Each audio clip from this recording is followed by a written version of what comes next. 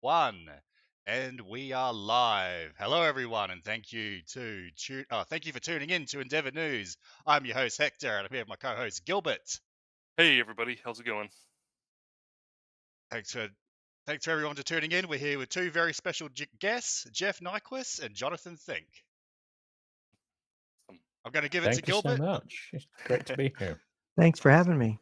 I'm going to give it to Gilbert to further introduce our esteemed guests. Wonderful. Thank you so much for that, Hector. That was awesome. I'm very honored to welcome you to this very special episode of Endeavour News featuring two distinguished analysts whose work has helped shape the public conversation around authoritarianism, global security, and disinformation, and that is Jonathan Fink and J.R. Nyquist. Jonathan Fink is the creator and host of Silicon Curtain, one of the most respected platforms exploring the war in Ukraine, Russian politics, and the global threat posed by authoritarian regimes. Through thoughtful interviews with experts, whistleblowers, and dissidents, Jonathan has built a vital space for informed, accessible discussion on these critical issues. And joining him is J.R. Nyquist, a veteran geopolitical analyst, columnist, and author whose decades long research into Russia, China, and the strategies of the post Soviet News, aren't bloc you? have earned him a reputation for identifying long range patterns that others often overlook. His warnings about ideological subversion, strategic deception, and the continuity of Cold War era thinking have become increasingly relevant in today's world. Together, they'll discuss the dynamics behind today's global power struggles, from shifting alliances to information warfare, and explore where the West stands in the face of rising authoritarian influence. I'm really excited to host this rare and important conversation between these two heavyweights. So, with that out of the way, I'd like to proceed into our first topic of the day, which is understanding Russian strategic thinking. So, Jeff, we'll start off with you. One of the things that sets you apart in your understanding of Russian strategic thinking is that many analysts focus on the tactical side of the war in Ukraine, but you often emphasize the long term geopolitical vision behind it. What do you think Western analysts are getting wrong about Russia's strategy in Ukraine and abroad? Well, in short, they don't realize how really crazy or morally insane the leaders and strategists in countries like Russia are. North Korea, China, I would include those regimes. The Nazi regime.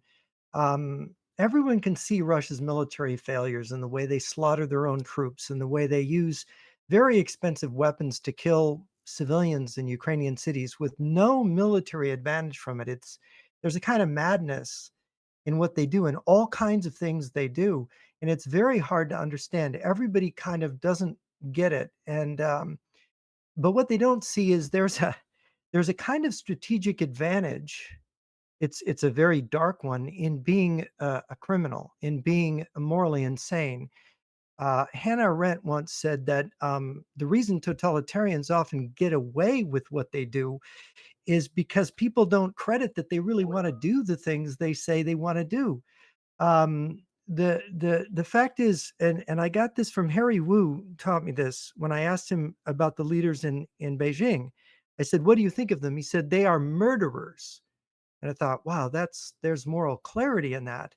A normal polity is human beings that are they're trying to make a good society, trying to do things right, but thieves and murderers don't. They're having fun killing people. It's very hard to understand people who have fun killing people, and of course, people who are criminals, deception and lying is essential to what they do because they have to mask themselves. They have to disguise who they are because if normal society realized who they were, normal society would want to hang them. Mm, So disinformation is a key element and spreading moral idiocy, mm, infecting the AfD, infecting MAGA with moral idiocy. I mean, unfortunately, there's a moral disconnect around mm, the world. It's part of the degeneration of society, and I sometimes and my pessimistic moments call it um, the race to the bottom. And so this is a huge problem in Washington right now because moral idiots have taken charge. And then we've got the absolutely morally insane people in Moscow doing this thing that people can't really wrap their heads around. I mean, everybody, a normal person would think, well, after 3 years, Putin would want to make peace. Mhm, And look at how he behaves. I mean, it's like, mhm, is he crazy? What does he know that we don't know? And so that the thing I want to say, there's two more things. We have to understand the grandiosity of the criminal mind, of the totalitarian mind. You've got people like Sam Backman, who's an expert on narcissism, talking about grandiosity. Well, these people have it. These political people have it in abundance. People like Thomas Molnar and Eric Berglund have talked about this, about alienation and violence and totalitarianism. This is all part of it. And but people have often fretted about crazy people getting nuclear weapons. Oh no, what if crazy people? Since 1949, morally insane people have had nuclear weapons, starting with Stalin, right? mm, So, and it's like, we're so lucky they didn't use it. Luckily, there's method to the madness of morally insane people. Morally insane person is morally insane, but they're sane in everything else, in mm, well, in much else. It's a special kind of deficit that they have, and this is what our analysts often miss. Um, and so, what our leaders don't understand is that, and why is Moscow using World War II tactics or World War I tactics? Because the entire Russian military, the way it evolved from World War II, was a nuclear weapon came. And this strategist, Vidi Sokolovsky, who was the editor of Soviet military strategy, said, look, we don't need to really change our formations that much. It's World War II, World War I with nuclear bombardment, which, of course, we look at that. I used to talk to when I was in graduate school, these analysts, they go, "Oh, don't read Sokolovsky. It's all crazy. Nobody believes in that anymore." Well, this is how these Russian generals were trained. This is embedded in their thinking. We don't realize why should you update a division? Why should you have up-to-date equipment? Have something cheap. They're going to be nuked anyway. How long are they going to survive on a nuclear battlefield? I mean, we look at that and we go, "That's insane." Sokolovsky said that the next world war, now he's writing in the 60s, but this textbook was used throughout the Soviet Union and among the military officers. The next world war is going to be a nuclear rocket war. And to drive home the point, I was close to the Soviet or Russian military defector, GRU defector, Colonel Stanislav Lunev. And he explained to I was there when he explained to a room full of American officials, look, I trained for one mission in the Soviet and Russian Federation military, one mission, nuclear world war. And everybody's looking down at their feet. They didn't want to hear this. It's a very scary thing to hear. And the effects of nuclear weapons can be rather dire, but they believe you can survive them and you can win a nuclear war. And that's a thing that's hard for us to wrap our head around, especially when we're seeing this. This is what's so alarming. And again, I go back to what Hannah Arendt said about insanity. So I will just to finish, I will say what Lunev described the nuclear war or the world war strategy of the Soviet Union was in the mid 1980s. Three strategic echelons to attack the West. The first strategic echelon drives over the nuclear minefields that NATO had set up, which of course, I don't know when that was declassified, and destroys itself. hmm, The whole first strategic echelon destroys itself in nuclear minefields. The second strategic echelon comes up, and that's the one with the tactical nuclear weapons. And they exchange tactical nuclear weapons with the NATO forces, and they destroy each other. mm, Then the third strategic echelon comes up, and it just sweeps through Europe and goes all the way to the Channel, goes all the way to Lisbon, goes all the way to Gibraltar. And I said to Lunev, I said, "Well, what after that?" He says, "Well, we grab all the shipping in Europe and then we head for America." mm, And that's a very grotesque, simplified, but and it's very brutal sounding and it's very shocking. But he mm, was absolutely serious. And when you read their literature, you read Sidorenko's The Offensive. It's a nuclear offensive.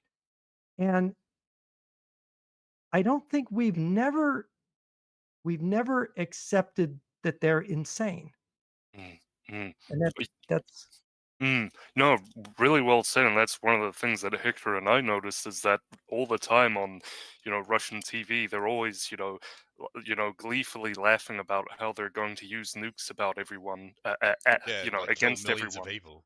Yeah, yeah, and they're Like just it's saying it like, oh, it's like it's they're giddy at it, Oh, we're so excited, we have nukes, like they're little toys to a greedy 4-year-old or something like that. It's really, and it's like, but it, they're saying this all the time, um, but the people like in the West, there are so many people who are just so deluded, and yeah, it's oh gosh, it's yeah, we're in a very silly point of history right now. So And I mean, Solovyov mentions Lisbon. I mean, if you've listened to enough of Solovyov, and unfortunately, I think Jeff and I have, he mentions Lisbon an awful lot. I mean, he'll mention Paris because, of course, Russian troops after defeat of Napoleon were in Paris for some considerable time. So they sort of consider they have a historical right to at least get that far. But they do talk about Lisbon, and they do talk about Europe, obviously being part of their Eurasian sphere of influence. Um, I think they, from our frame of reference, they have considerable insanity, and I would say an absolute absence of any moral sense or responsibility. Absolutely, from their frame of reference, this may not appear as insanity.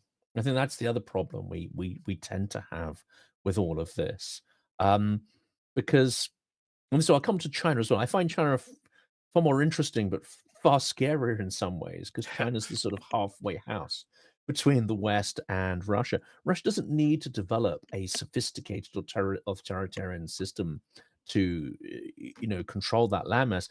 It just happened they had someone like Ladislav Surkov who did develop quite a sophisticated hybrid media environment, the sort of spin dictatorship environment. And it is clever and it is sophisticated. They probably didn't need that in order to really control the Russian populace. And indeed, they've moved to a far less subtle method.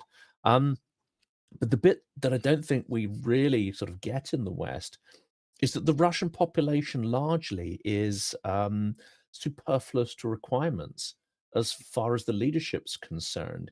You don't need the whole Russian population to extract the resources out of the ground on which the entire country's wealth is built upon. You can pretty much wreck the global economy and you can still sell your hydrocarbons. The Russian economy can probably sort of, weather this, especially if Trump's going to um, help lift the sanctions on them.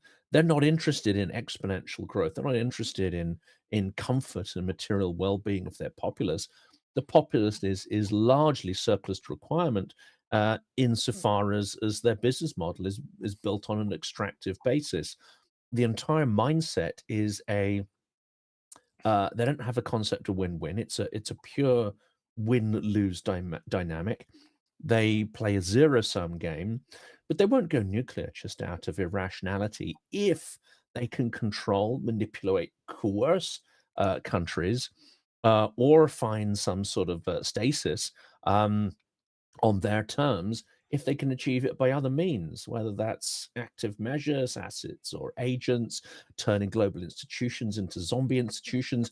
They have many, many tools that are subnuclear in order to meet their strategic goals, which is to ensure there is a market for their extractive materials, which powers their what is essentially as a parasitic power vertical. I think Jeff's point there about us not understanding the trauma and abuse, the hierarchy that is inherent in the Russian system, and I would say something that Dostoevsky talks a lot about: the humiliation and trauma. It's not a bug; it's a feature. That is what holds this entire hierarchical pyramid together. It appears out of time in our age, but go back a couple of hundred years, and actually a lot of features of the Russian mentality um, become far more common across different parts of the globe. But they're definitely out of time when you compare it to sort of Western liberal, industrial, post-industrial societies, because we're based on the idea of win-win, which is that if you cooperate, if you build trust, if you build institutions, you can generate wealth from nothing, and that wealth has no cap. But you cannot do it if you have an extractive, parasitical mindset with a thieving, murderous elite. But if your entire wealth is built on extractive industries, then KGB is exactly what you need to keep control of the population. Keeping your population in poverty is exactly what you need, and having a sort of parasitical hierarchy where you can only succeed or even survive in that hierarchy if you are brutish, prepared to inflict violence and murder. And Putin's been relatively surgical with this stuff. He hasn't had to go Stalin and kill everybody. Even his adversaries, um, there are gradations of threat, even up to the point of just pushing them out of the country, like Khodorkovsky, like Vyacheslav Jurovich, and others. When someone really, threatens the core business model, as Litvinenko did, as some others have done, then yes, you need to dispatch them. But generally, he's pretty surgical with the terror. But the key thing is that everybody understands. Everyone understands that you're prepared to inflict that extreme trauma, and that you are, the nastiest bully in the playground. That's the essence of that system, and why this brutishness is required and effective. And it's why do Russian soldiers not rebel against this? Well, because this hierarchy, this system is something they exist in. It makes sense. They know their place in that pecking order, and they know they can never get above it if they lack the required network and the required brutishness. And they don't know of another system. They don't know of another way of existing or making a living, or that it's even possible to sort of resist, group together and do something to break that architecture. Ukrainians know that through Maidan, and I think that's why Ukraine and Maidan is so terrifying to anybody in Russia's elite, not just Putin, because it's like sort of hydrochloric acid to their entire vertical structure. Nothing makes sense, including the Russian Empire and its territorial structure, if you dismantle this extractive hierarchy. So madness, yes, from our perspective, but within its own frame of reference, it has a sort of unpleasant logic, and it kind of works. Russia's the largest land empire at the current time. And has been expanding steadily for 400 years. Divide and conquer and this kind of brutish genocidal policy, it works. So their point of view is why change it if it's not broken? Wonderfully explained, yeah, and absolutely. And what's even perhaps scarier is that these kinds of operations seem to these kinds of machinations seem to occur where we don't really see them, but now we're seeing sort of the external effects of such in the Trump administration, who very someone like Vance very well could be some sort of intel operative. I mean it's just so wild to see what's happening right now. It's almost like a strange pipe dream or something to see what's going on. It's so surreal, that it's happened like this.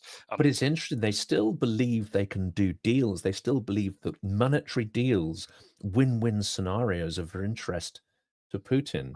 They are Mhm. still basing their foreign policy on that very concept, um, not realizing that it's completely incompatible with that Russian mindset and that geopolitical point of view. They don't operate on win-win. Mm. So right at the heart of American foreign policy, you have a complete disconnect with Russia at the Yeah. most fundamental level.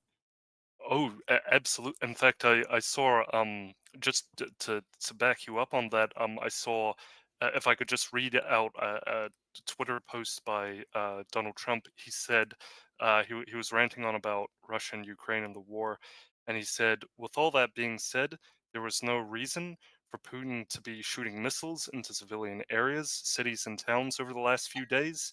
And then he says, it makes me think that maybe he doesn't want to stop the war. You He's think? just tagging me along. You Yeah, think that? I and mean, it's like, and he goes on a bit there, and it's like, oh brother, like The we've pub, truly got the. Sorry, go the ahead. pub voice in my head says, "No shit, Sherlock." I think is the response to that one. Yeah, 100%. Yeah, it's like, oh, really, genius? You think? Like, we're truly getting the finest out of the White House here. So, yeah, it's no, that really fantastically explained. And with that, I think we'll unless anybody has anything else to say, I think we'll continue to our next topic, I, which I just I sure, just go have ahead. one brief comment because I liked what Jonathan said. It was brilliant. About Russian media, just to touch on Sokolovsky, one of the most striking things in his book, Soviet Military Strategy, was what he said was the most important preparation for World War III. And he said the most important preparation is to orient the population of the country, to orient the Russian people, or at that time, the Soviet people, to their enemy, to what they have to do.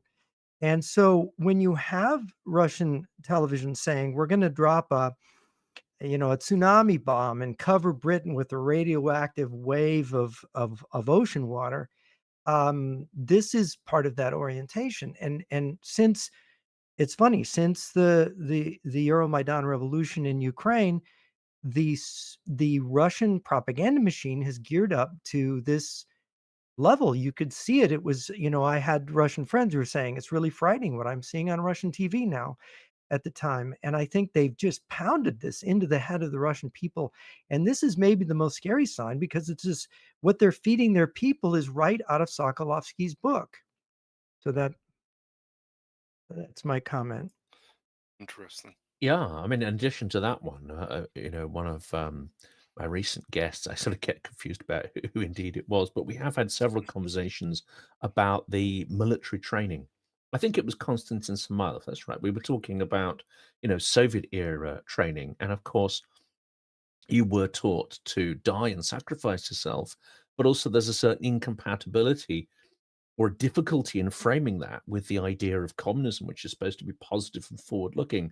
Now, of course, everyone can look around them and realize that this sort of mystical thing they're seeing in both the ideology and the media doesn't really match up to reality.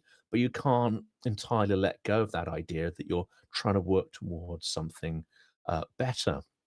And indeed, you frame it in that we have a solution to society's problems and we're better than America, etc., and the capitalist West. They don't need to bother with that stuff anymore, so they've turned to purely genocidal stuff. We can, we're better because we're us and we hate you, and that's kind of enough. But it seems that in the schools, they are inculcating children not just with this idea of ethnic superiority, but they are operating as a death cult. They're inculcating the idea that you will die. This is inevitable. You might as well die for us, rather than it being meaningless. So this is much closer to a death cult than even I think the communist regime was at almost any point, including Stalin's Russia. Mhm. Yeah, really interesting. And yeah, yeah, great points, guys. That's all very true. Um, so with this next topic, I guess we've kind of covered a lot of groundwork for it. But I wanted to, for as long as you guys like, dive a little bit into Russian warfare tactics and intelligence operations. So we've kind of already sort of touched on this and their sort of the philosophies and the thinking, but perhaps maybe we could even go a little bit deeper, as I hinted at with JD Vance and many others being operatives, for foreign agents, and I'll start off again with Jeff. Jeff, one of your key areas of expertise is hybrid warfare, Russia's use of economic pressure, psychological operations, and cyber warfare alongside traditional military tactics. So, how does this approach shape politics and the modern conflicts as we see it today? Wow, it's a complicated area. I think I've I've spent 35 years learning about it, and I feel like in the last 6 months, I just learned so much more. It's just, I talked to a lady from the Hudson Institute 3 weeks ago. She called me up to say that she learned something from me that she's seeing in Africa. She's an expert on what the Russians are doing in Africa. And I've said long ago, the Russians have this scissor strategy. This is what the KGB defector Anatoly Golitsyn called it, where you actually infiltrate both sides of a conflict and you puppet both sides and you use the conflict dialectically to get what you want and to advance your agents on in both parties. And I've observed it objectively in different areas, and I thought, wow, this is really a thing. But she astounded me. She's an expert in Africa, and she's saying there are, and I it was just weeks before I learned the same thing from sources in South America. There are hundreds of Telegram channels where this network that Dugan is operating, and it operates in Islam, it's in Catholicism, it's in Hinduism, it's in Buddhism, it's in local elites, and they get these kids, and this has been going on for decades. They get intelligent children, they offer them free courses online, they get them sucked in the more intelligent ones, they cultivate them, and especially if they're children of the elites, and they get they get them to they tweak their ideology and they get them to be their own ideologists. And they start out by teaching them all these different world religions and saying, well, there's an esoteric theory underneath the religion, and if you understand that, you'll understand that all religions are one, and they're all, and then it's Eurasianism, right? They lead them to the pro-Russian Duganist Eurasianist thing. And of course, Dugan has got this weird mix of occult and religion, and it's very hard to understand. He's all over the map. And I never quite understood it until I was talking to this lady, the expert in Africa and the Middle East, and then these South American contacts that I've developed. And it's Telegram channels. It's cultivating people. And then it's paying lots of money to the star students. And then, this Arctos journal and it's pagan revivalism. I mean, it's everything. It's everywhere. And I'm afraid it's in MAGA with this dark enlightenment Curtis Yarvin stuff that's influencing Vice President Vance. It's not one thing, it's many different ideological permutations, mutations, and actually, I felt shocked and frightened as I learned more and read more, and I realized the implications of what they're doing. We think of communism, of Moscow and the traditional communist, the left, the infiltration, the stuff going back to Whittaker Chambers and Elizabeth Bentley and Louis Boudin's, but this is a whole new game. They're all over the map. They are doing Marxism, Leninism in these places, but they're doing the right. They're doing the religious people. They're doing, I mean, how do you stop it? And they're effective. Yeah, they're just They attacking the West in any way possible, right? So Yes, any sort of always, vector. yeah, Atlanticism, America, Western Europe, the golden billion, as Putin sneeringly calls us, we have to be destroyed. We have to be swept away. That's the Zero sum bottom game, line. isn't it? Zero Yes, sum. That's what it is. Yeah. yeah, Yeah, yeah, yeah. absolutely, absolutely. Yeah, it's Uh, it's great. Oh, go ahead, Jonathan. Sorry. Yeah, I was going to say Surkov has disappeared off the map. And when you look at this guy, and he was, of course, one of the key people that suggested the invasion of Crimea and the concept of little green men. And obviously, there are military strategists involved in that as well. But really, the theater of it and the invasion of Crimea was incredibly theatrical and involved a lot of deception.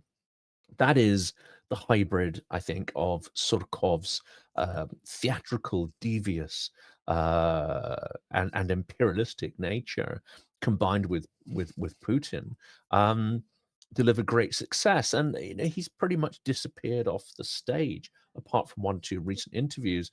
And of course, he hinted there that there may be a role here or there for him.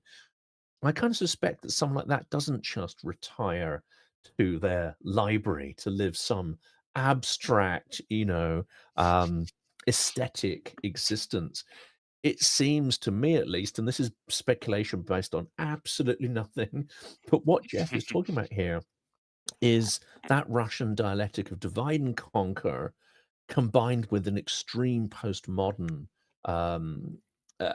modernism. It seems to me to have the sort of signature of someone like Surkov written all over it, as well as, of course, the manipulation and I would say sort of, whatever you want to call it, whether you call Trump an asset to the Kremlin or of the Kremlin. Again, there's extraordinary puppetry to the way the American system has been infiltrated and is now being manipulated. And it's not just happening through one individual or a few individuals. It's multi-layered manipulation, including assets and agents and narratives that have been placed there over many years, if not many decades. So it wouldn't be surprised me if all of this wasn't the sort of rather dark dream of a master puppeteer like Surkov or someone like that. Dugan, I think, is maybe not intelligent enough to be pulling all the strings. And he comes up with the sort of philosophical fart. But you need someone a little smarter and more strategic, perhaps, to build that into a plan. Well, Dugan doesn't even write a lot of his own material, I've No, he learned. doesn't. And I had an interview with someone who does write his material, and very, very bright. Dugan is kind of an organizer or a figurehead for this. And I think you're right. This strategy goes back. Look, you have Felix Dzerzhinsky when the Cheka started. He had a deputy who was the second head of the Soviet secret police, Menzinsky, and he spoke Mandarin, and he was fascinated by Sun Tzu and collecting these Chinese documents. And he was the guy who I think was the brain behind Operation Trust in the 20s, one of the most successful counterintelligence operations in history.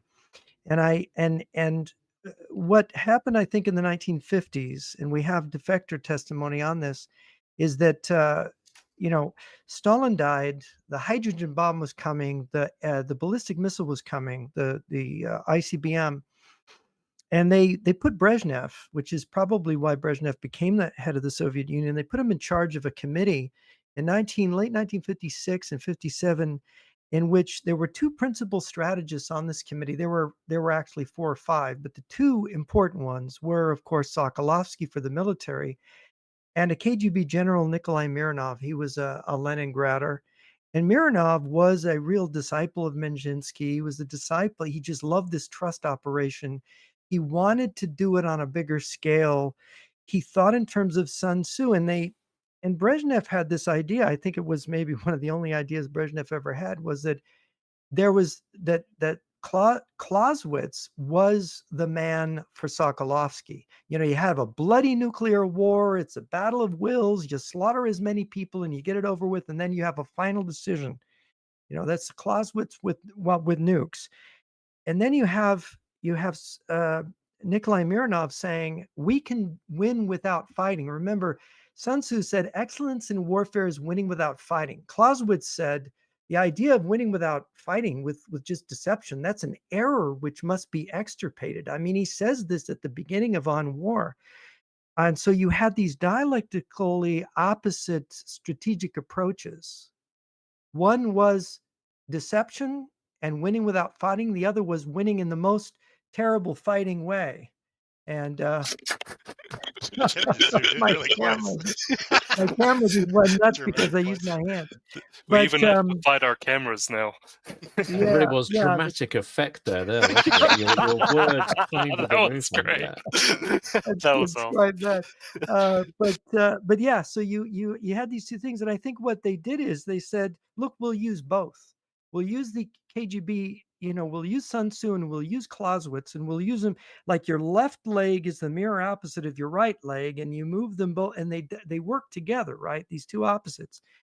And this worked pretty good until you had the 1983, we almost went to nuclear war then, and I had a KGB source who told me what really happened then, and the KGB got paranoid of the army, of the Soviet military, and they started, if you look back, there was a kind of starting a purge.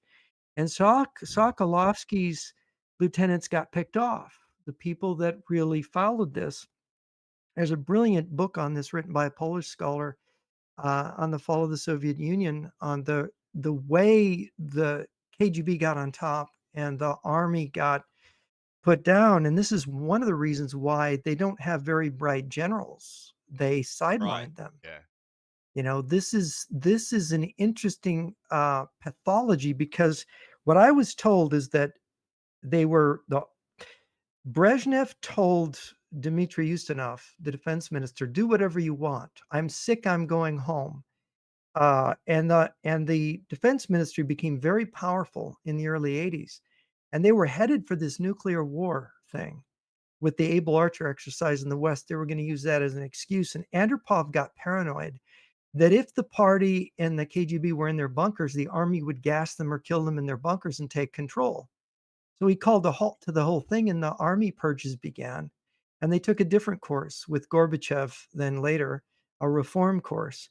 And that had its own derailment, as we can see later, but also its advantages, because they played this game. But I think the most decisive moment, and this is something everybody's missed, if you go to the Clinton archive, the last face to face meeting between Bill Clinton and Boris Yeltsin will shock you. The transcript's right there in the Clinton library. In that meeting, Bill Clinton is December 1999, and Bill Clinton is meeting with Boris Yeltsin. And Bill Clinton is defending himself, because Yeltsin's saying, "Look, you're letting these Republicans vote for ABM. You're going to let them get this." And Bill Clinton's going, "No, no, I'm stopping it. You don't understand." And finally, Boris Yeltsin says, "Bill, Bill, Bill, I still believe in you. But there's one thing you must do. You must give Europe to Russia." Right there in black and white. And then there's a long explanation where Boris Yeltsin is explaining to Bill Clinton that Europe belongs to Russia. And this was declassified in 2018. It just blew my mind. I think everyone needs to read that and understand. And it's sort of at the end of that discussion, Boris Yeltsin is like, "Well, you're not going to give me what I want. So there's a new sheriff in town, and his name is Vladimir Putin, and he's gonna do something." And there's something ominous about it. And of course, we see how this has come out. I think I don't think we fully understood that Russia has always wanted Europe, even under Boris Yeltsin, that this was their strategic objective. And it's not just Putin. Because as Aristotle said, it's not one person, even in a monarchy. It's a group of people who have this shared objective, this crazy objective.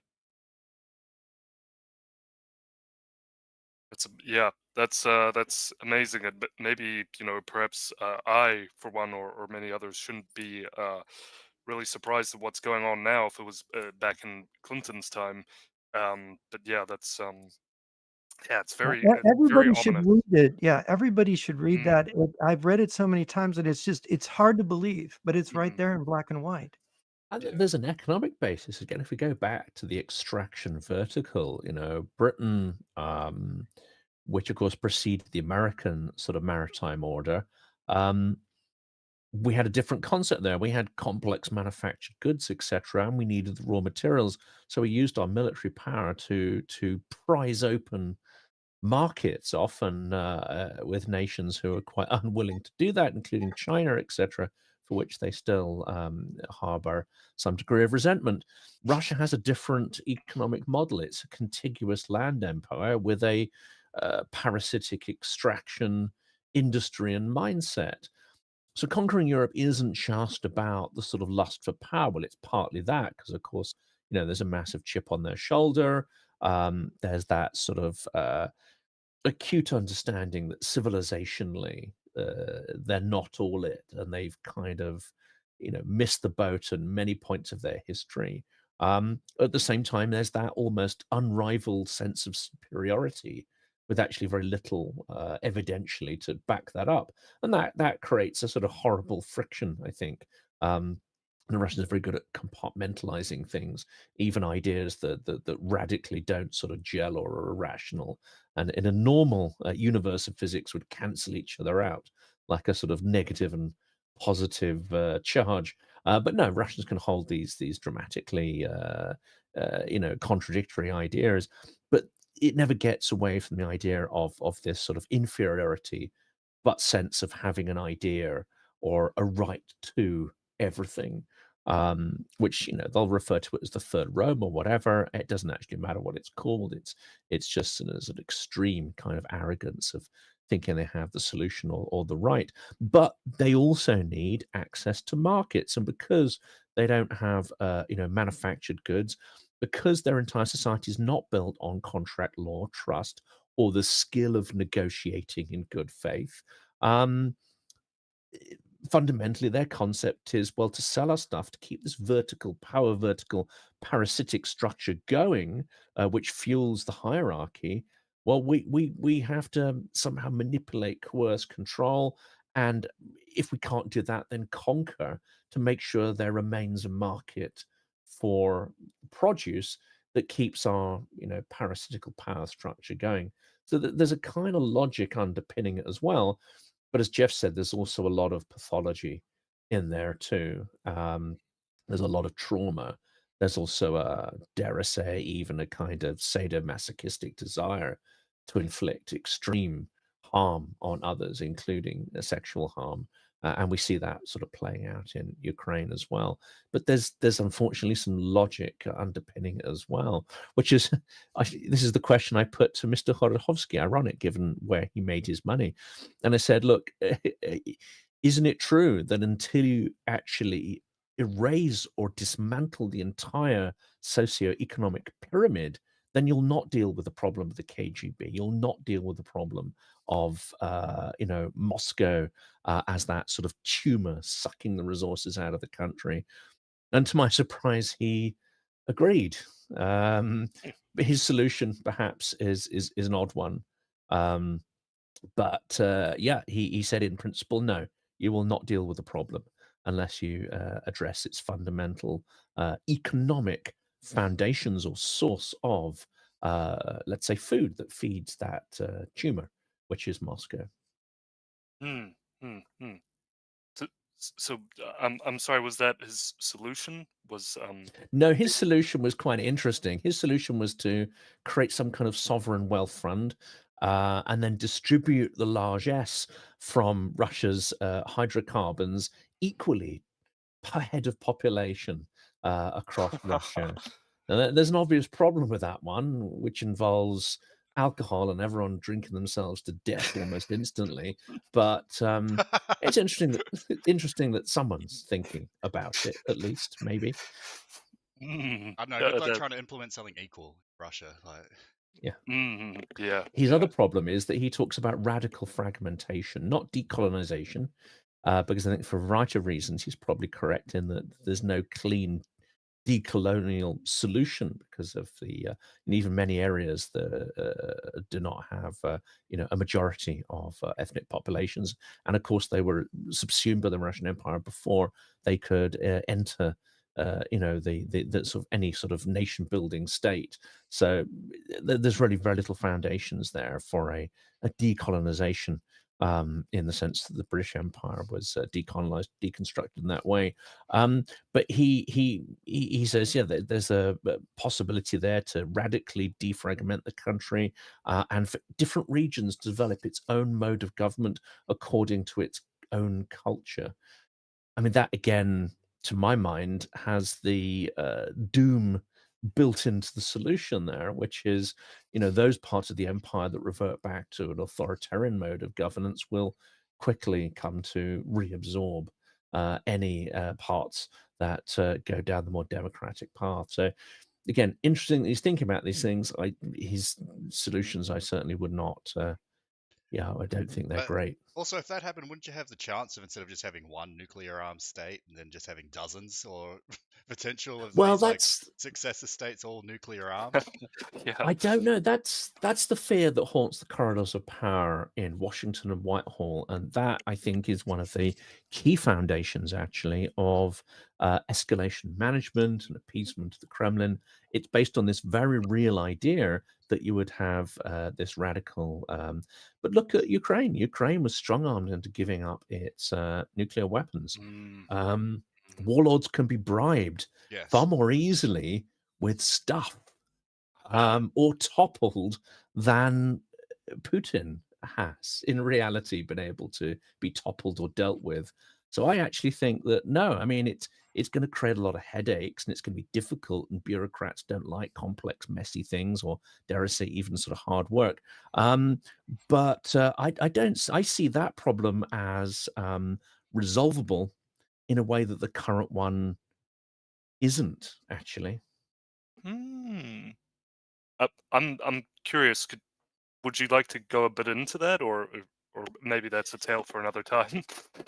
Well, if you want to, if we're dealing with a single unitary state with the vast nuclear stockpile run by the system that we're discussing, where do you even start to deconstruct it? Where do you even begin to root out the KGB? I mean, it's not enough to topple Mm, the top guy. mm, He's just emblematic of a system that will simply give rise to another Putin and another, like Russian nesting dolls. mm, And the costs of occupying, de-brainwashing, rooting out the KGB mindset, which is now like Japanese knotweed in every corner of society. And KGB agents aren't just agents, their accomplices are planted within every company, every corner of the media, show business, culture. They made sure that their agents and assets were everywhere. They kind of made sure that actually no one was allowed to succeed in Soviet society, and indeed that partly has continued in modern Russia, unless they made a pact with the KGB or FSB. And that's what, mm, again, the West fails to understand, is how the very mechanics of that system work and operate. No, it's going to be far easier to deal with it if this system fragments and Moscow is denied the food source that keeps that going. mm, mm. I see. I see. That's highly interesting. Thanks for telling us that. That's really intriguing. Um, and that's probably actually a good segue into our next topic, which is Russia-China relations and uneasy alliance. So this is something that I feel is very much misunderstood. But so we'll start with Jeff again. Um, Jeff, so many in the West still believe Russia and China are pursuing separate national interests, but you've argued that they're actually working together as part of a broader strategic bloc. Uh, would you explain how their cooperation reflects a deeper ideological alignment rather than just a tactical convenience? Well, this is very controversial and difficult to discuss. And of course, it's opaque. So I don't think we understand it very clearly. We don't, I mean, these are both, Beijing and Moscow are opaque regimes where much is hidden. They're incredibly secretive. Um, and we all, it's like an article of faith, the Sino Soviet split. I have a researcher friend, Nevin Gusek, who went through all these anomalous news stories from the 60s and 70s about how Russia and China had these deep areas of cooperation. And Gusek makes the argument, look, there was this Sino-Soviet split thing was exaggerated at the very least. And then you have the testimony of Anatoly Golitsyn, or the theory, which many people attacked him for, and that was James Angleton, the former head of the CIA counterintelligence staff, tried to investigate, saying that the Sino-Soviet split was a deception. Well, if you sit down with the KGB or GRU officers who spoke Mandarin, who worked in the Far East, like Konstantin Preobrazhensky or Stanislav Lunev, they're going to tell you some very strange stories about coordination in the 1980s when they were supposed to be enemies. I had a Russian friend who dated Liu Shaoqi's I think it was her granddaughter, living in Moscow at the time. And now the KGB threatened him; they were going to send her back to China. And there was these stories about levels of cooperation that you have to dig deep to find out. And then you have the very strange story of the conspiracy and death of Lin Biao, which has never made sense. And so whenever you see a major event happening in a totalitarian country, and you have 6 or 7 different versions, you know you're looking at something very interesting. And one of the things I learned talking to Colonel Lunev had a friend who was at the crash site of Lin Biao's plane in Mongolia. And I asked him, I said, well, I wanted to know what was this conspiracy and death of Lin Biao? This is 1971. The story is Lin Biao was secretly working with the Russian general staff to overthrow Mao Zedong, to cause a phony war between the Soviet military and the Chinese military, that Mao would go into his bunker and Lin Biao would gas him in his bunker. I'm just giving you a thumbnail sketch. And this is the claim that he gets found out. He flees in an aircraft to the Soviet Union, and he's shot down over Mongolia, and the plane crashes. This is one of the versions. I mean, there's several versions of the story, and we get it from different sources. And so Colonel Lunev had a friend at the site, and he said, "Well, everyone on that plane had been murdered before they were put on the plane." And the pilot had crashed the plane in Mongolia. It wasn't shot down.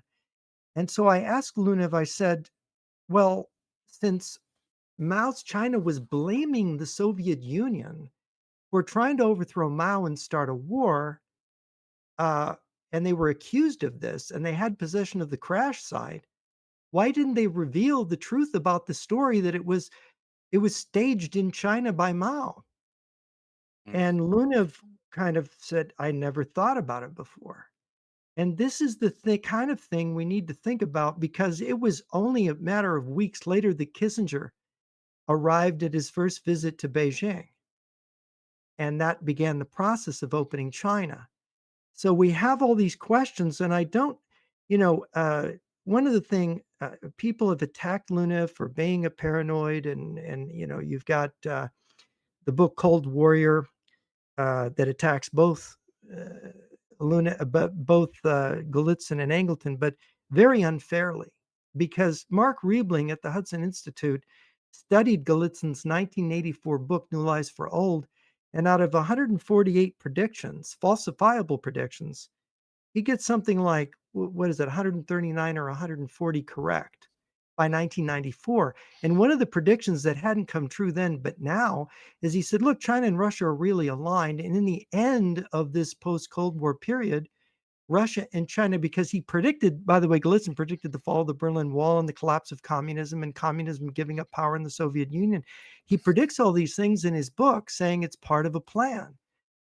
And it's fantastic. It's crazy, but how do you explain his right predictions? And then he says, well, China and Russia are going to join together at some point in the future, and suddenly the West is going to find itself outgunned at the end of the post-Cold War period. And now we're seeing, that there is at least a seeming attempt of this in this partnership between Russia and China.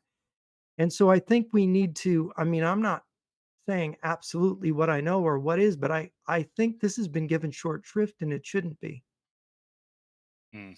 Yeah, absolutely. Yeah, I agree, and we are seeing that alignment, and with China pumping their economy up or trying to put it on life support, and then Iran even supplying them with drones.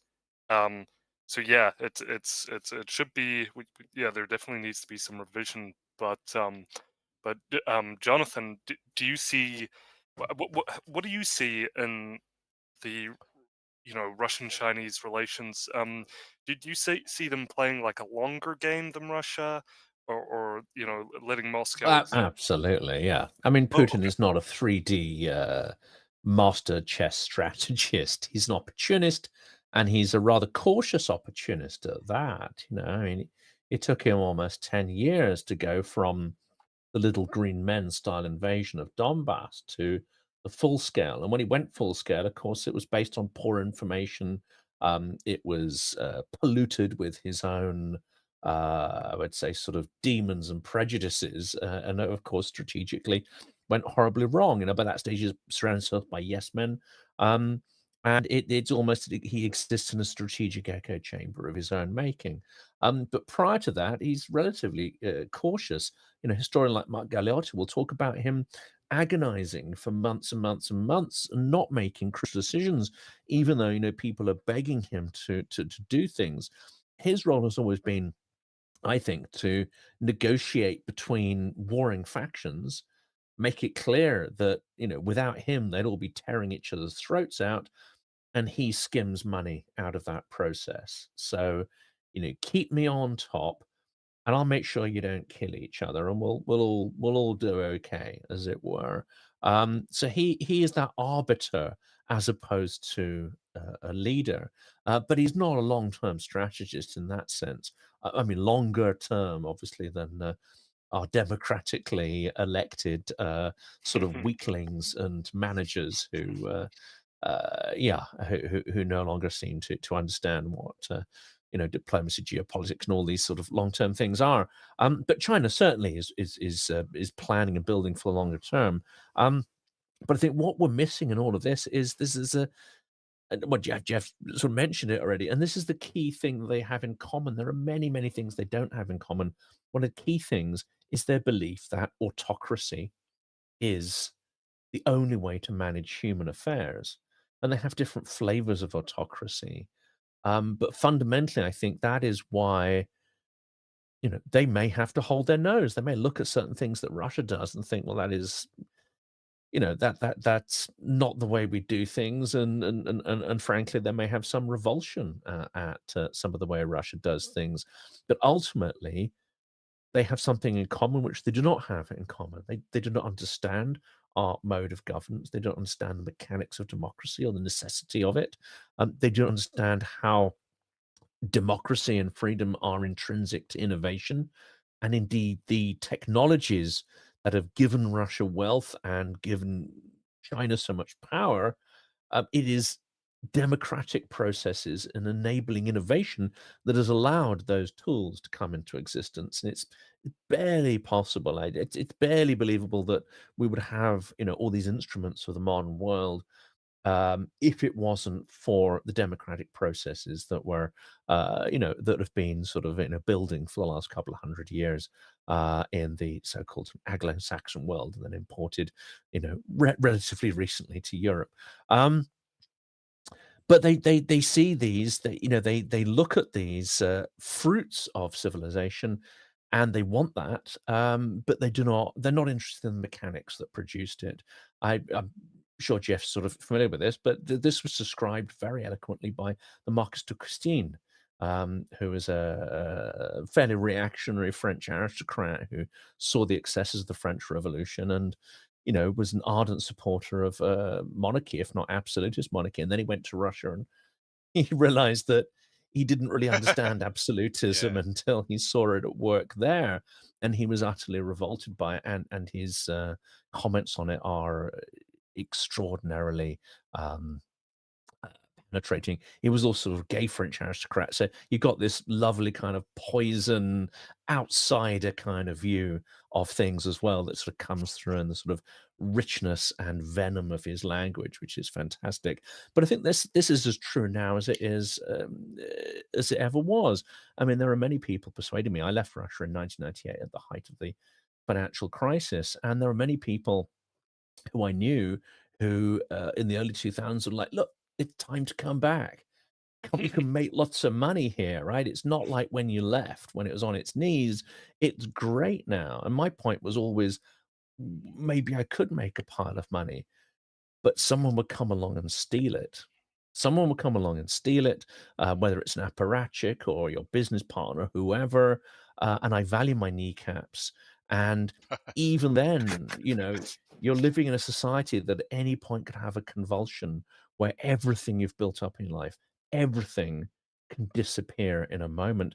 And that's not just material goods. Think of all the Soviet academics, all the people who had status and standing, many entertainers, many people in the sort of cultural sphere who'd sort of built their lives on uh, I would say, one sort of set of culture and a certain ideology, and that disappears overnight.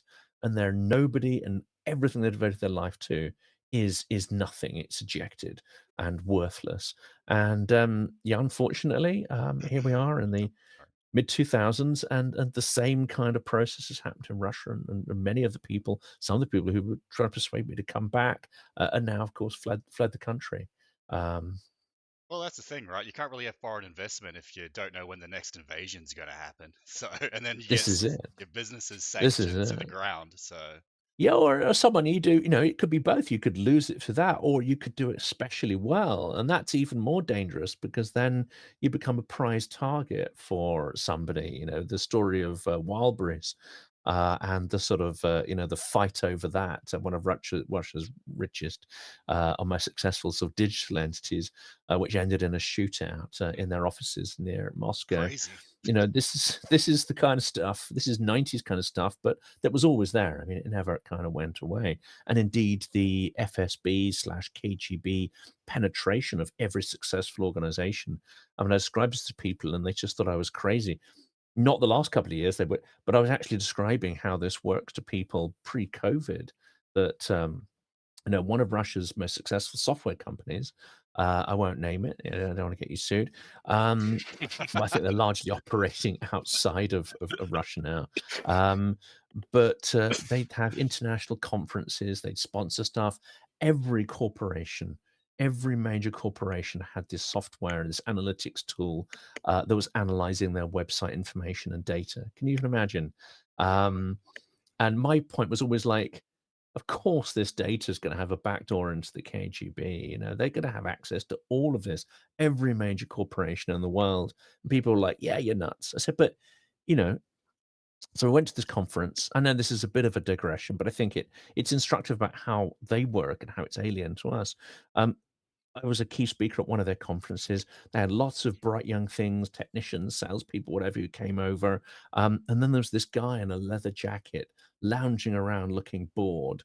And I pointed out to my MD, I said, that's the FSB guy or the GIU guy or whatever. And they were like, you're insane. They were from Yugoslavia. So they knew what I was talking about. But they said, but this is the 2000s. What on earth do you mean? And I said, well, go over and speak to him. And he won't know anything about what this software company does, even though he's been there 2 years. He said, you're crazy. She went over, came back 5 minutes later. Yeah, he's FSB. Yeah. But he wasn't interested in talking to any of us. He was there to spy on the employees to make sure they weren't poached or penetrated or say anything political. Amazing. Wow. That's very interesting. Very, very every interesting. every single Russian company operating abroad or Yeah. sends anyone across would have someone like this, and indeed any internal company would also have. It's a bit like back in the day in the British thing. If you had several sons, one would go into Parliament, one would go into the army, and if you have a third spare one, you boot him into the clergy. Well, I think in Russia, the idiot son gets sent into the FSB. He doesn't really have to do anything. It just has to be kind of unpleasant and brutish, but it's quite a nice material life. Yeah. That is curious. I think even Jeff was saying to me that there was some video game that had some sort of Russian backdoor or something like that, and that there, yeah, Really? certain, yeah. I think I can't remember the name of the game, but A yeah, What world of tanks? Warships, I Oh, think. warships. I think Okay. yeah. it's well, there's this claim, but I don't know if it's true. But Russian, you don't want to buy Russian software. There was some Russian uh, virus protection software some years ago, and I think Kaspersky, yes, no, Kaspersky, yes, yeah. and the U.S. government, some people in the U.S. government used it. Big mistake. It's a bad Really idea. stupid. Very stupid. I actually turned down this World of Warships because they wanted to put ads on my channel. That's another Ooh. sneaky way they Oh, try to that's kind of sneaky. subvert Yeah, you Yeah. you. see them I everywhere. advertise for Russian wives, right, Jonathan? Oh I'll no. I, put that you ad know, on your website. the honey trap. I'm slightly put out because they've never tried to honey trap me or anything like that. I'm not even classed as a foreign agent, so I'm doing something wrong. If I'm not an agent. I had Andres Soldatov on, and I said, "Oh, how should I introduce you? This in agent status." He goes, "No, no, no, no, no, no. I'm niezależna organizacja. That's much worse. And he took a kind of pride in the pecking order of what status of enemy of the state you actually are. Fascinating, fascinating. So I got okay, a question for Jeff though. This is what I'm mhm. bursting. Can I No, cut one go, in go, here? go. Yeah. For sure. Yeah, yeah, yeah. And it's about China being more strategic because it seems to me that China has built some of its structure and its wealth on adding value to raw materials, as we know. And actually, it's relatively poor in raw materials, unlike Russia. So you need a certain level of trust. You need a certain level of organization and legal framework to do that. That suggests to me that if they are still aligned with the concept of autocracy, which they clearly are, you need a much more sophisticated, intelligent, subtle, and invasive form of autocracy. This is why I fear China far more, simply because their autocracy is going to be far more insidious than the Russian version in order to function in a society that's moving a little bit closer to this sort of concept of win-win. Yeah, that's an interesting question of which, people say, are the Russians more sophisticated or the Chinese? And one thing is you go back to the race to the bottom idea. You remember we all in the textbooks evolution, there's like a little monkey and then it's becoming a man. And there goes my thing again. Oh, where's it going? Should never use my hands like that, I disagree bouncing up with and you. down. A little monkey becomes a man. But I think if you go to Lenin and Stalin, you look at however crazy Lenin and Stalin, however murderous, they were very well read and they were very intelligent people.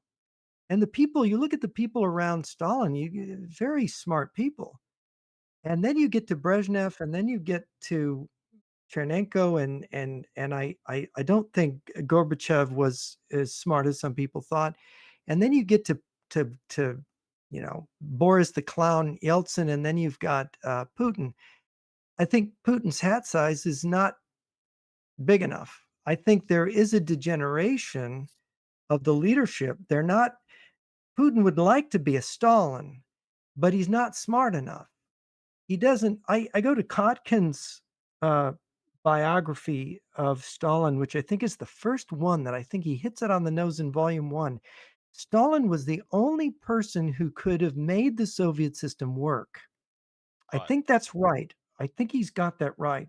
Now, going to China and seeing whether they're strategic, I mean, you've got people here who knew Xi Jinping when he was here, and they thought, we can't believe he's the leader. He's not that bright. And this is a problem. Mao Zedong was a poet. You read his essays, his little red book. I've got it here somewhere. It's interesting. Now, Mao's a psychopath. He's a mass murderer. I mean, he was maybe the biggest mass murderer in history, but he was smart. He was brilliant. Xi Jinping is not. Now, culturally, China is a much older society, civilization. You have these traditions going back to the first Chen Emperor. You have Confucianism. You have the triads with their ancient Taoist ways. You have a lot of cultural depth. You have a lot of discipline in that society and in thought. I mean, it's very difficult to master Mandarin.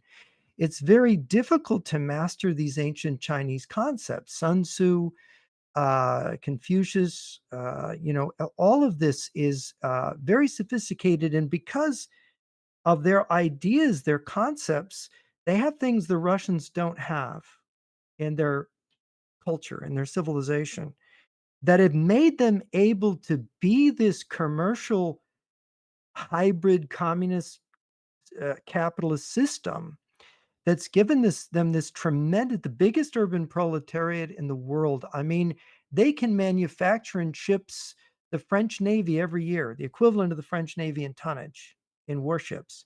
We can't do that anymore. They've done amazing things, but about this mentality that they share with the Russians and this dysfunctional system, there was never an idea except maybe the mandate of heaven and the emperor's responsibility to his people just like the czar's responsibility. There was never an idea of checks and balances as we have in the West. It came out of Greece and Rome, and that the British and the Americans developed highly. And I think that it's true. Power corrupts and absolute power corrupts absolutely. And China, like Russia, had this absolutist system going way back where power is always concentrated, and that's what's considered efficient. And I think what it is, and I'm sure, Jonathan, you know Arkady Vaxberg's Soviet Mafia book. Well, if you have a system, however old, in which the masters of the system, the emperor or the commissars, control the life of the people and control the economy, you have created something that, I mean, who organized crime is always organized by the police, right? And the system Yeah. is it becomes this is the shocking thing about Arkady Vaxberg, they didn't assassinate him, is that this vertical of corruption that infects the horizontal of power, it degenerates the system. We see this degeneration in the Russian Federation. Why don't they have 2 tank armies of Armada tanks? I think they stole them. They stole they set up the factories and then they robbed the employees and the employees quit. I mean, that's the way I heard it. I mean, you probably, Jonathan, know more. And I think in China, the corruption is really bad too. I talk to people, from there and saying, there's Communist Party officials with pallets of US dollars in there. They got pallets of Yeah, money, there was a these general $100 found with like bills. tons of gold, like literally some And army and general. yeah, and they can't spend it. And there's a war in the Communist Party of China between the people that want to be communists and crush everything and go back to going to war with the West and the ones that, hey, no, it's glorious to be rich. Yeah. Because, so it's such a confused picture.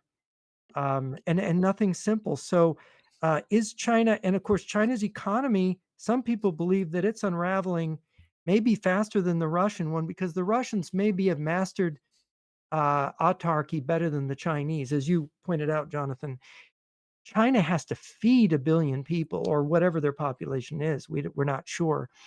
And, I just got intelligence out of Africa and South America that the Chinese are exploring, can we suck all the food out of Brazil and South Africa Mm.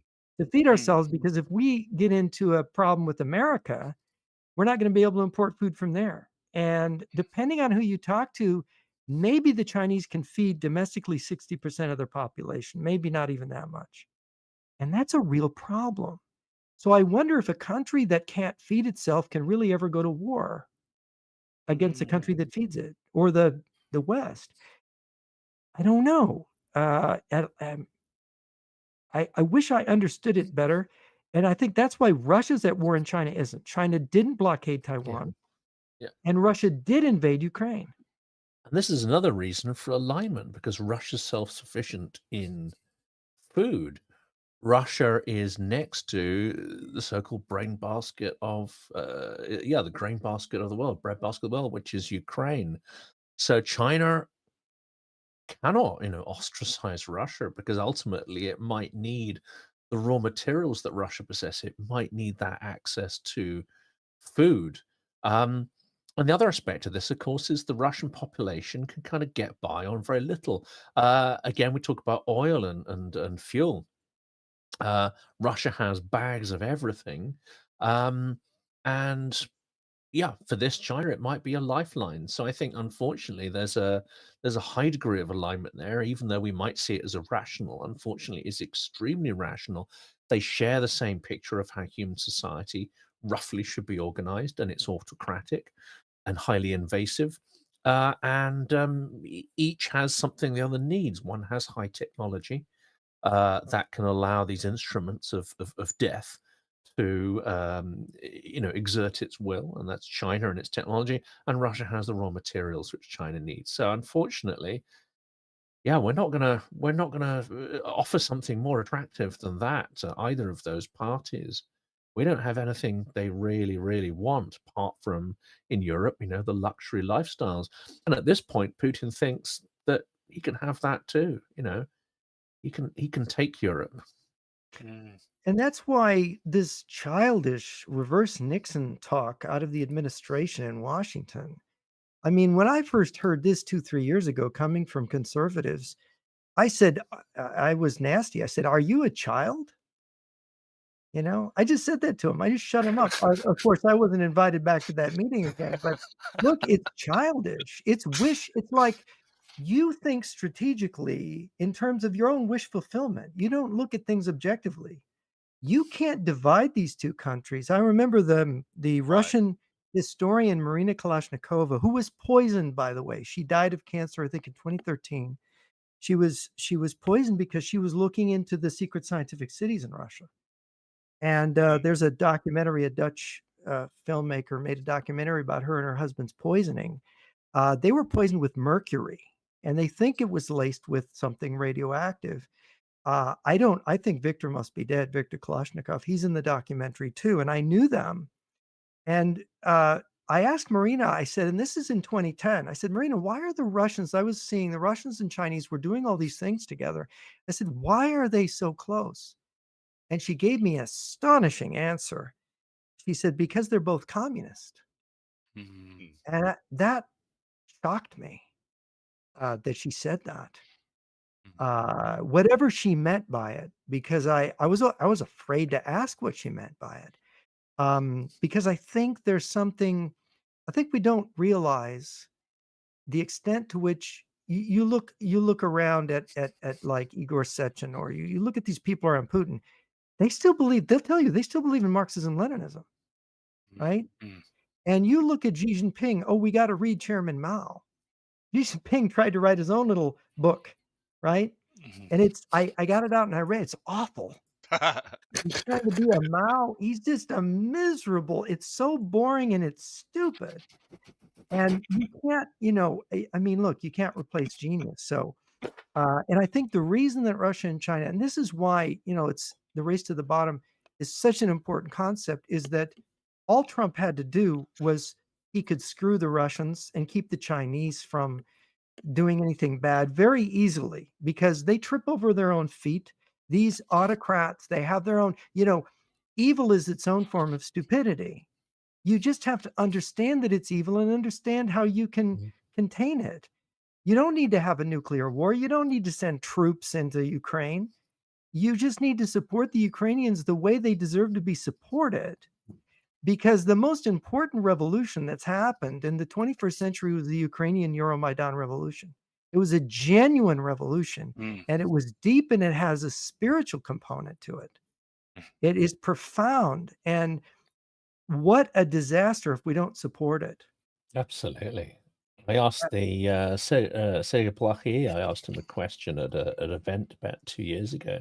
I asked him if he thought that Maidan and the process of other revolutions that led up to Maidan, whether that could be classed with 1968, 1848, and other great Right. Yeah. revolutionary periods in history, because I thought that's what we're witnessing. But Ukrainians are very humble and in some ways slightly parochial as well. And even this fantastic historian just paused for a minute. He said, I hadn't thought of it in that way, but I need to go away and think about that because, there's something there. And I think it is. I think we're looking at an earth shattering event, and we're looking at something which the mechanics that underpin it are perhaps intrinsic to the survival of our democracies. This effect of self-organization and civic society. It's a bit like these sort of rare plants, in the Amazon that may hold the cure for human diseases. I think, Ukraine has come up with some of these political elements that could save us, the sort of democratic herbs that we need to sort of research and cultivate. But even now, even though many people are pro-Ukrainian, they're not paying attention, I think, to why it's important and why Ukraine war is different to Iraq or Afghanistan or whatever. And that's because they produced a self-organizing, self-sustaining, genuine, organic, democratic revolution that was not instituted from the top down, and it did not have. If you ask who was the leader of Euromaidan, well, there wasn't one. There are multiple people who played figurehead roles, but it was like a spark that ignited a whole mass of gas at the same time. I've spoken to so many Ukrainians, whether in journalism or the judiciary or wherever, and they were like, "Yeah, we were on the Maidan, and it opened my eyes. It was an awakening, as it were." And then it's a spark that they start then looking at their family history. They dig into history. They start thinking about politics, political organization. And more than that, they get active. They start working with others. And being Ukrainians, they spend a lot of time arguing with others as well. But that's part of it. Not arguing in the sort of partisan way in which we argue. And we're seeing, especially in the US, people who even intelligent people who are pro-Ukraine cannot form a conversation because concepts of left, right, and this and that sort of get in the way of being able to have a dialogue. Now, Ukrainians still seem to be able to have that dialogue, even if it's sort of heated, and it produces constructive processes. It may not be efficient, but it's ultimately, it's still more efficient, as Churchill will have said, than all the other forms of human discourse and organization. Yeah, I should mention Victor Kulish, who was one of the lead scientists in the Soviet laser weapon, the attempt to make a super laser, and win the Cold War. He had fled. He's Ukrainian. He fled to the United States after the fall of the Soviet Union and made a career here. And when in how many years ago? Right around late 2014, early 2015, he moved to Ukraine. He went to Kiev, and I called him up to see how he was doing, and he said, "Jeff, it's wonderful here. There's a spirit of kindness here." And he said, "There's the young people are helping the older people," and it's he was he was just he was just aglow with and and of course when you talk to Ukrainians and you see what it happened, you see it's a very special event what happened there in Ukraine. Mm. Yeah, continue to be awestruck by the courage and the spirit of the Ukrainian people. I mean, them, they're out there at like 1 a.m., praying just on the side of the road. They're just praying for their warriors.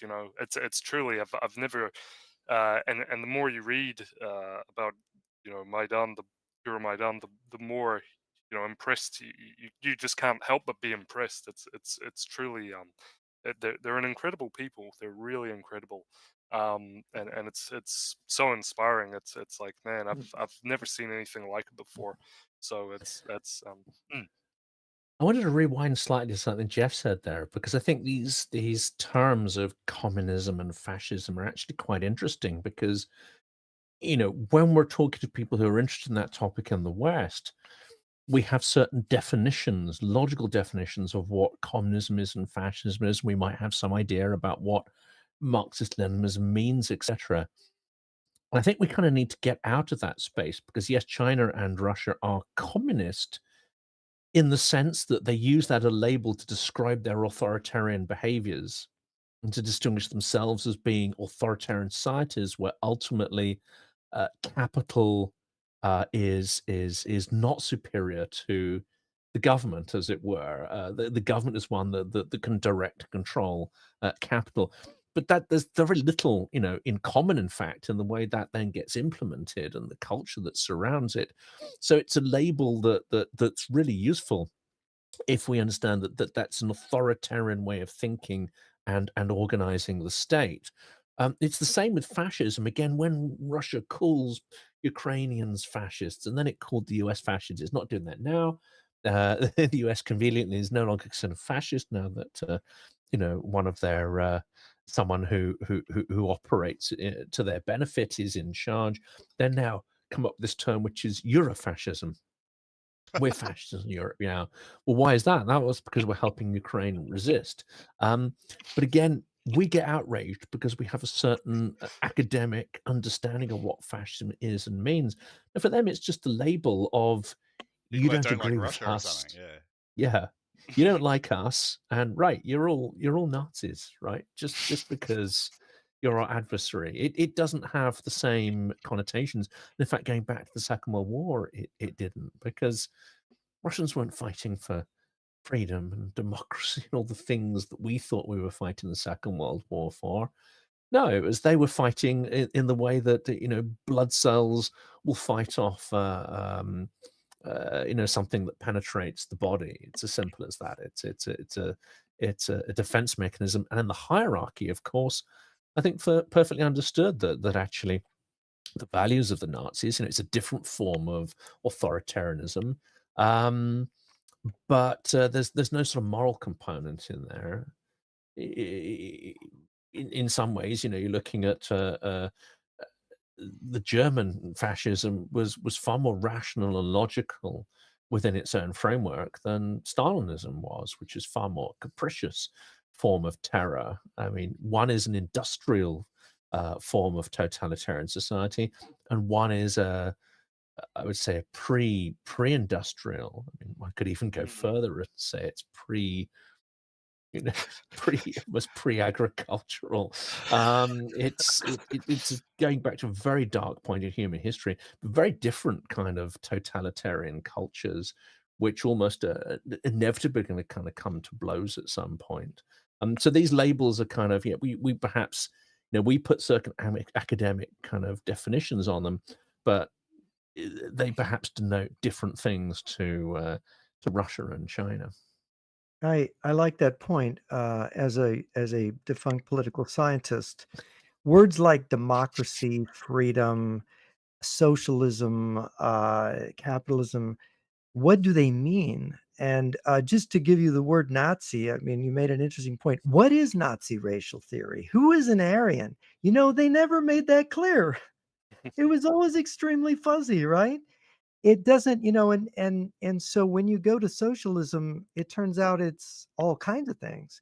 And when you go to this label communism, and it's so very difficult because is it the organization called the Communist Party and you're in it? Or is it because you believe, even though Marx said it's not a belief, it's a science? Or is it a science where you're doing the science? Or is it an economic system? This is what American conservatives got wrong. Communism is not an economic system. Or is it a system of power? Or, I mean, you can just, it's so complicated that when I had this conversation with Vladimir Bukovsky some years ago, and I reminded him of a speech he gave right after William F. Buckley gave a talk when the Soviet Union was collapsing, and Bukovsky had done this clever thing. He was disgusted because they were all buying into Gorbachev that there was going to be real change. And he said, "You people, you're like the story of the Russian drunk who comes into the town and he's got a sock on one foot and he's got a shoe on another foot." And everybody's shouting, "You're missing a shoe! You're missing a shoe!" And the drunk shouts back, "No, I found a shoe." And he says, "You think you understand, you think you've got it, but you don't have it quite." And Bukowski was right. His intuitions about that there was going to be real change, he was right. He knew it was, Judgment in Moscow. And they blocked that book from being published because everybody wanted to believe these changes. And we fooled ourselves. You've got on Fox News, you had Hannity saying Reagan won the Cold War. Let's go back and review that again.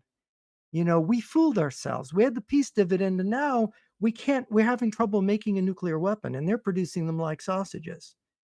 So I think we put ourselves in danger, and we didn't need to. And I think the Ukrainians are saving us, to be honest. Mm. And Mhm. they don't necessarily talk about democracy as much as they talk about other interesting things.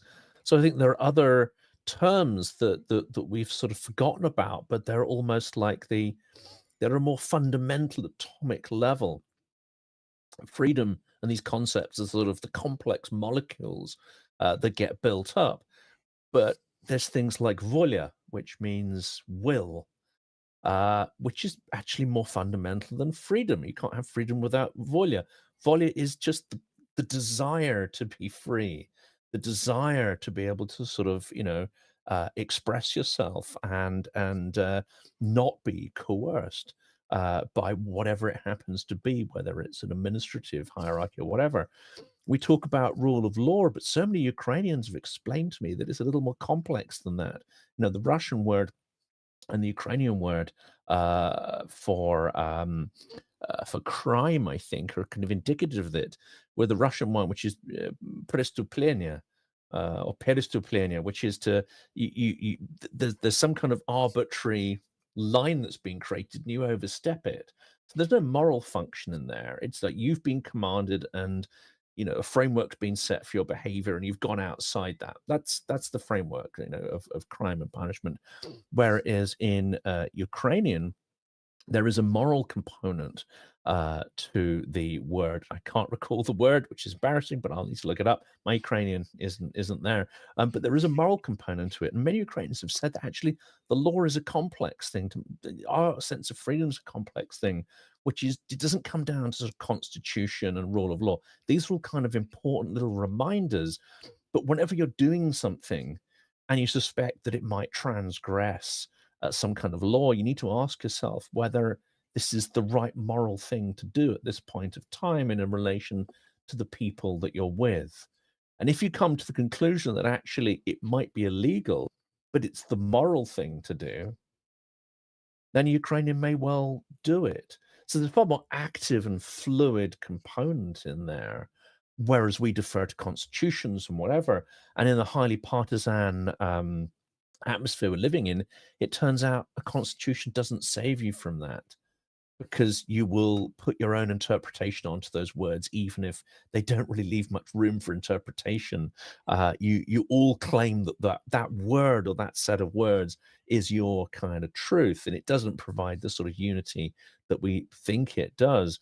So Ukraine has something very interesting there, and I think it's concepts like trust, these components of self-organization, ideas of volia.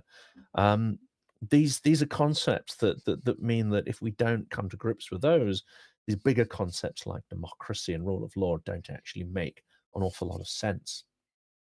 Hmm. Hmm. Amazing, amazing. Jeff, did you want to respond to that, or No, that's very interesting. Yeah, yeah, I've yeah, there's the Ukrainian revolution, the Euromaidan revolution has elements in it that are new. There's some that are familiar, but some that are new, and it is like I say.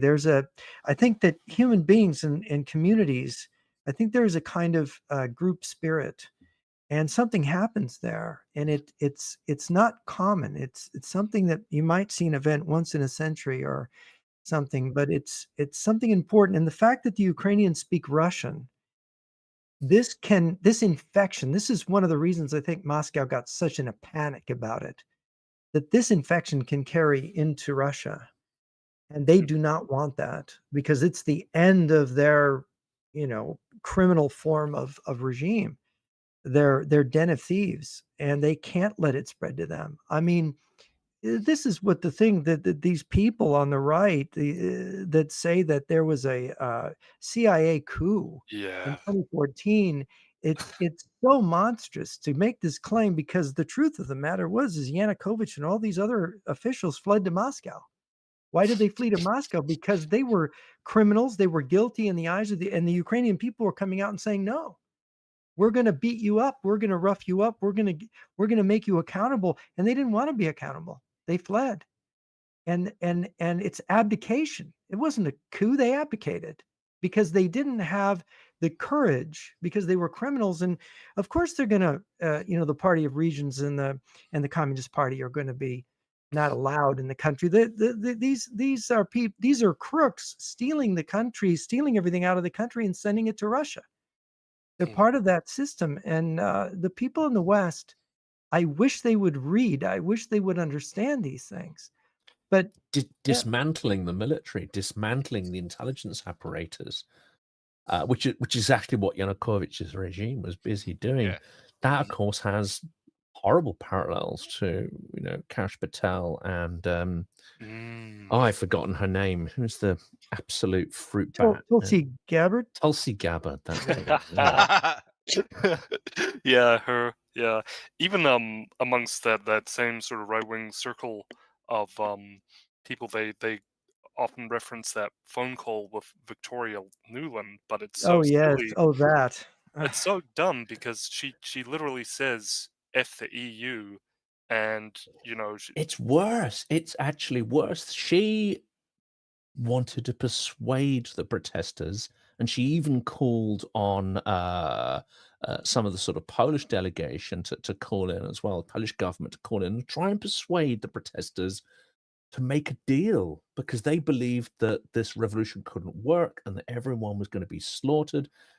Rather than it being a CIA coup, Mm, it was actually an attempt to reinstall some kind of status quo to save the Russian Empire, as you know, Bush has attempted to do, as Biden unfortunately half attempted to do, and now Trump is in a full-throated manner attempting to do, I'm so holding glad you Russian said that. imperialism together. I'm so Um, glad you said that. You know, we Newland was never hear part of that. the same process. It was like, this cannot succeed. I don't believe in it. I don't believe in organic democracy. No, you guys have to make an accommodation with your jailers. mm, And mm, interesting, I mean, you may not agree with some of what he says, but Joe Lindsley has done some interesting stuff on this and made this very case. And he's trying to penetrate the MAGA cult mindset. But on this instance, I think he's really latched onto something quite important. He's talked to people who are actually at that meeting and say, no, no, Newland was trying to essentially end the revolution and mm, restore the status quo. mm, mm. Yeah, yeah. And I mean, you could you could actually just do a whole podcast on how just Maybe you ridiculous. should, because it's that narrative's been going around for decades. It's, oh, it was all the Oh, CIA, like Oh, everything that's against Russia is the CIA or something somehow. yeah, There's yeah. not enough cookies in the world to bribe everyone on Maidan and cookies. Yeah, yeah. Wonderful. Well, we'll just do a quick rain check, I guess. Are you guys okay for two more topics? You guys have been flat out, and you guys good for the next two? We got time. Probably 20 minutes and then don't Okay. at risk That's of sort fair. of waking people up because it'll be Oh, okay, maybe okay. midnight in the UK and all that. Oh, yeah, yeah, yeah. Get No, some no. get some complaints from neighbors, that kind of stuff, you know. For sure, for sure. No, we do appreciate that. So okay, so for the next topic, let's consider the future of geopolitics and what's coming next. So, Jeff, what do you think is the next major geopolitical event or flashpoint that most analysts aren't paying attention to? well, I think I've been working with Lee Wheelbarger. He's a former Pentagon contractor and intelligence gatherer. He's not an analyst, but he has gotten together with a bunch of retired guys, intelligence collectors, and he's put it together his own intelligence system on Russia. And he's made some interesting claims, and I've gotten together with some analysts to say, you know, somebody needs to look at what Wheelbarger is doing because he was collecting from satellites, and he's got hundreds of people on the ground in Belarus, and he's the Russians are training 400,000 troops there. And it's interesting, Jonathan, because you just talked to Yuri Felshinsky, and I was fascinated by your previous talks with him because he talked about the Russians moving nuclear weapons into Belarus, and that happened. And that was, what was that, 2 years ago? He was talking about it. And then it was like, I think 3 weeks after he was on his show, the Russians announced they were going to do it, something like that. And I was fascinated by it. I got Felshinsky's book and I thought, you know, there's something here. And the interesting thing the Wheelbarger had so much, he didn't have enough people to look at it. So myself and a guy in Germany, we were going over it, and this guy in Germany found an SS-27 17 kilometers from the Polish border. You could count the wheels on it. It's a Hmm, satellite picture. yeah. This is in Belarus. Now, I didn't know this. I checked with another intelligence guy, and he said, "Yeah, Lukashenko said that SS-27s would be moved into his country, but the news has never said that they actually had done it." And of course, we were looking for the other two SS-27s, and we found where they are. We found where the bunkers were, where they were putting them. There's been massive construction in Belarus, and there's a massive buildup going on. And it's like You have to analyze that. Why is an SS-27 an ICBM needs to be 17 kilometers from the Polish border? And it's just a fact. And why this big buildup? And I'll tell you, this is the scary part. If they're thinking that NATO is gone and the American nuclear umbrella is withdrawn, you only have the French nuclear umbrella. And three SS-27s with the three warheads fired at there's something called a low trajectory ICBM shot, where it doesn't go high up, it can't be intercepted, and it's a first strike tactic. The late Peter Pry wrote about it in his works. He was a nuclear war expert, worked for the CIA in the 90s. And that looks like a low trajectory first strike deployment, whether they mean to do it or not. And it's interesting what Felsinski had said about this nuclear deployment to Belarus. And then this, and of course, Wheelbarger feels they're going to cut the Baltic states. They're going to drive straight through to Kaliningrad. And they've got this exercise coming in September called Zapad 2025. And Jonathan, I'm sure you know about it. 250,000 troops apparently going to be used in that, which is about the same number, of course, that were amassed prior to the invasion of Yes, Ukraine, which also an excuse of training exercises Yes. was used to cover those yeah. movements. And so when you ask me what the next thing is, I think that's it. I Okay. can't disagree. I think the Baltics are in a very vulnerable position. Whether Finland and Sweden, as some people suggest, have a plan to take Kaliningrad in the event that those troops are activated, that's a possibility. But yeah, I mean, it also raises the idea of what would happen if Ukraine achieved a substantive victory and pushed Russians out of the territory. And Hmm. the fear there is some sort of tactical nuclear exchange to turn it into a wasteland, as it were, partly retribution, partly sort of strategic. Um, yeah, I can't add anything to that in that it's frighteningly plausible, unfortunately, and it's something that alas we're not taking nearly seriously enough. If we were, we wouldn't have something like the British Strategic Defence Review dragging out over and over month after month, and probably it won't come to any revolutionary conclusions. Why? Because all the people who have been putting forward fairly revolutionary conclusions and saying we need to spend a hell of a lot more, Yeah. well, they've been kind of quietly kicked off the committee and pressure put on them to not take it in that direction. There's this, I hear rumors that it's not going well at all.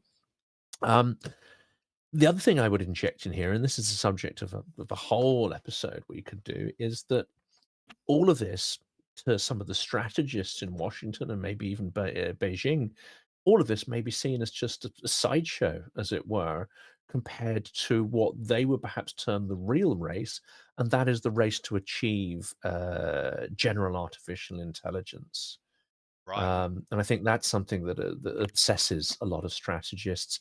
Something I'd like to know a lot more about is Biden's Manhattan scale project to, let's say, insource into the US the production of advanced chipsets to make the US less dependent on Taiwan. So at some point, I would say also, yeah, we've got that potentially kicking off. We've also got China slash Taiwan. Now, it may not have the impact in the medium to longer term that has been feared, in that we may become self-sufficient by the US slash Europe. We may not be quite so dependent on Taiwan or China for those advanced components. But I expect that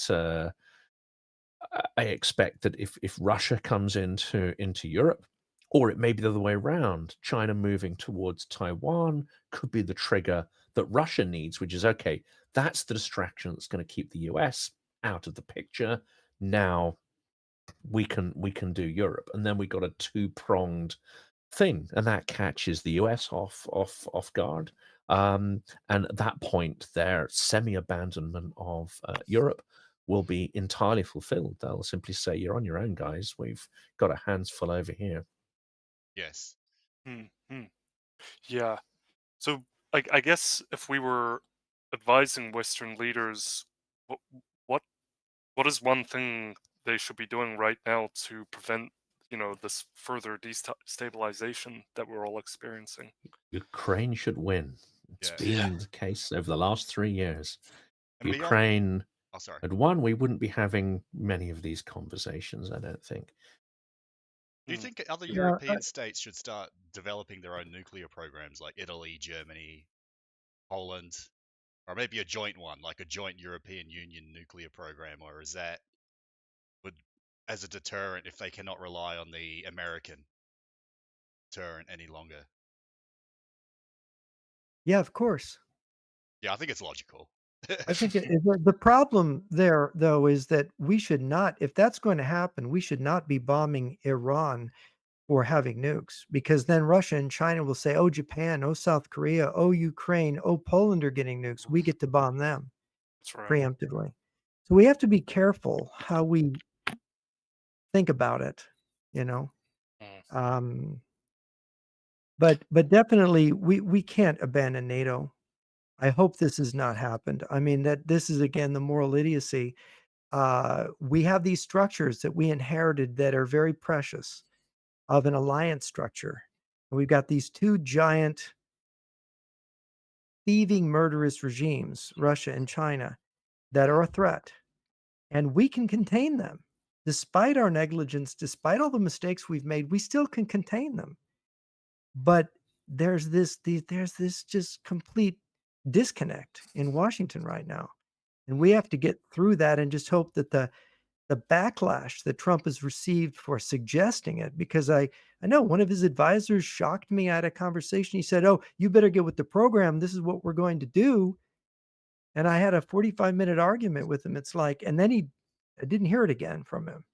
So I think That's they good. got this from a lot of people. You don't do this. But Oh, it's a terrible I idea. don't It doesn't know. make any sense. Why would you? I don't understand. Where did these people get these idiot ideas? Well, I kinda know, but, no, this is not, I mean, and I think that,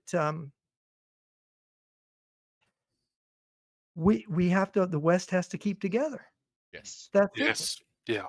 Yeah. Yeah. Absolutely. And Abs- support Ukraine, like Jonathan says. This is just common sense. Yes, and probably include Belarus in this. I mean, this is one of Felishdinsky's points in this interview, but it's 2 points that I made to Ben Hodges back in autumn 22, which is that if Ukraine's gonna win, yes, we need to give them everything they need, etcetera, but surely Ukraine's gonna have to occupy Russian territory in order to, secure some kind of victory or destabilize them, and then, of course, 2 years later, we had Kursk. The other point I made is that if we want Ukraine to win, we need to be actively destabilizing Lukashenko's regime, because that would really put Putin off kilter, and it creates an additional buffer zone between one autocracy and European democracy. And again, that's what we should be doing now. We should be trying to ensure that Belarus has a revolution which brings on a kind of Maidan, and that would be extremely destabilizing for Putin's regime. It would make him extremely paranoid, but it would strengthen the hand of Europe and democracy, and Ukraine, of course, as well. mm, mm. Yeah. Yeah. It's just that wall of the Trump admin, or wow, a lot of things actually. I shouldn't just narrow it down to that, but yeah, yeah. I mean, in That's this sense, Biden and almost all European leaders aren't prepared to even contemplate that. They're not even prepared to contemplate the retaking of Crimea because and I've spoken to many people, including some, European technocrats, as it were, who were very pro-Ukraine. But you mentioned Crimea, and they're like, "Oh, but we don't want to see bloodshed on that scale," or "Oh, and they've internalized a lot of the Russian narratives. Well, I can say absolutely here, just like Yanukovych fled, um, all the bussed in or imported Russian colonists that have displaced or replaced the local population that have been killed or forced out, Are they going to stand and fight? Do they have any values or sense of place? No, they know that they've stolen, and they always knew that it could be stolen back from them. They're sitting there and, you know, using that privilege they've been granted, knowing that it's finite. The minute Ukrainian tanks appear over the horizon, they'll be gone. They're not going to fight. There won't be blood in the streets. Anyone who remains will be people who have a sense of place and probably have a sense of being more Ukrainian than Russian. So I just don't think the scenarios we build in our heads, which prevent us from taking action, are false. And sometimes those Mhm. ideas are planted there by Russian active measures. I guess to Mm. add to that, what would you say is, well, like, what support would we have to give, or would the West have to give to Ukraine for them to be able to to be in a position where where that can happen? You can have, tanks rolling over into the Crimean Peninsula again. I think you'd siege it first of all. Yeah, You'd of take course. Crimea Bridge, and then you'd siege it. I mean, it's already water poor, which means it and then give them the tools to close the air routes and the land routes in, and then you don't necessarily have to roll in tanks, which would be extremely costly. You simply siege it until it can't survive. Hmm. Yeah, of Hmm. course. Yeah, Grim, the but yeah. overland rail and the bridge over the Kerch Straits, you cut that and they can't defend it. They have to give Yes. it up, Hmm. basically. Hmm. Hmm. Yeah. 'Cause logistically, you can't support the forces that you need to defend it. Mhm. That's it. And Yeah. then Well, you negotiate their departure for essential food, water, and give them the transport out, and they're done. yeah. Hmm. Hmm. Hmm. Amazing. All right. I Okay. think we might start wrapping up. We've been going for nearly 2 hours, and you need to go, John. Yes. Yeah. Yeah. That's no. We'll wrap up now. Good idea. So, Jeff, where can people follow your work, and what upcoming projects do you have? jrnyquist.blog and jrnyquist.blog. I've got books at Amazon, my Amazon page. My favorite is the Fool and His Enemy, and that's all I'll say. Wonderful. Okay. And Jonathan, what's next for Silicon Curtain, and what stories are you following most closely right now? So, of course, the channel continues. I'm trying to, we've got almost daily interviews. We've got the second largest collection of Ukrainian experts and voices in English. Many stories about Maidan and people's sort of personal sort of revelations through that. Um, it's going to expand with more sort of news items and more news analysis. I'm not going to get into the sort of daily what's happened on the front and how many inches has this moved forward here and there.